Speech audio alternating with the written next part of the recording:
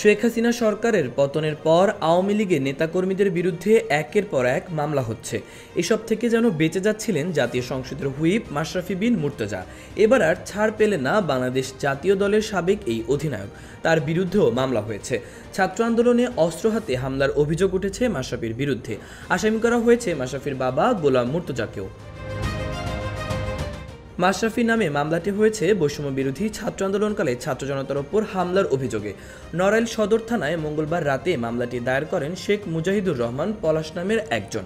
সব মিলিয়ে আসামির সংখ্যা ৯০ জন, যারা কিনা অস্ত্র হাতে নিরস্ত্র ছাত্র জনতাকে হামলা করেছেন। মামলার এজাহারে বলা হয়, কোটা সংস্কার আন্দোলন চলাকালে ছাত্র জনতাকে রুখতে মাশরাফি ও তার বাবার নেতৃত্বে আসামিরা গত ৪ আগস্ট দুপুর ২:৩০টার দিকে রামদা, ছুরি, চাইনিজ কুড়াল ও লোহার রডের মতো দেশীয় অস্ত্রের পাশাপাশি শটগান, বন্দুক, পিস্তল ও বোমা নিয়ে নড়াইল চৌরাস্তায় সমাবেশ করে। সমাবেশে চৌরাস্তা থেকে চিত্র নদীর ওপর রাসেল সেতুর পূর্ব পার পর্যন্ত বিস্তৃত ছিল। ওই সময় বৈষম্য বিরোধী ছাত্র আন্দোলনকারী ও নিরীহ শান্তিগামী জনতা স্বৈরাচার শেখ হাসিনা সরকারের পদত্যাগের দাবিতে মিছিল নিয়ে শহর অভিমুখে আসছিল। সেতুর কাছাকাছি পৌঁছতেই মাশরাফি ও তার বাবার নেতৃত্বে আসামিরা আন্দোলনকারী ছাত্র জনতার ওপর হামলা চালায়।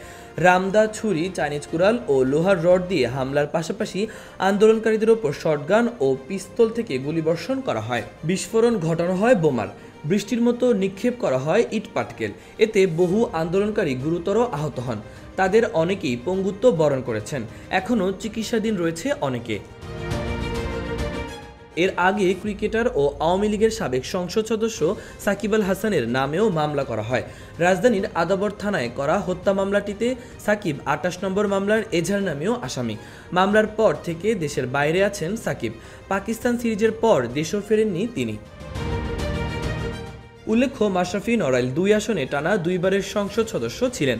আওয়ামী লীগ সরকারের মনোনীত প্রার্থী হিসেবে নৌকা প্রতীকে নির্বাচন করেন তিনি। ছিলেন আওয়ামী লীগের যুব ও ক্রীড়া বিষয়ক সম্পাদক।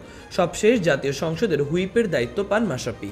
তবে ছাত্র জনতার আন্দোলনের মুখে শেখ হাসিনা সরকার দেশ ছেড়ে পালালে সংসদ ভেঙে দেন রাষ্ট্রপতি। এর আগেই অবশ্য পরিবার নিয়ে নড়াইল ছাড়েন মাশরাফি। জানা গেছে ঢাকাতেই আত্মগোপনে আছেন। এক সাক্ষাৎকারে সে চুপ থাকার কারণ জানিয়েছে মাশরাফি। চুপ থাকা নিয়ে মাশরাফি বলেন, এখন আসলে এগুলোর উত্তর বা ব্যাখ্যা দেওয়ার অর্থ নেই।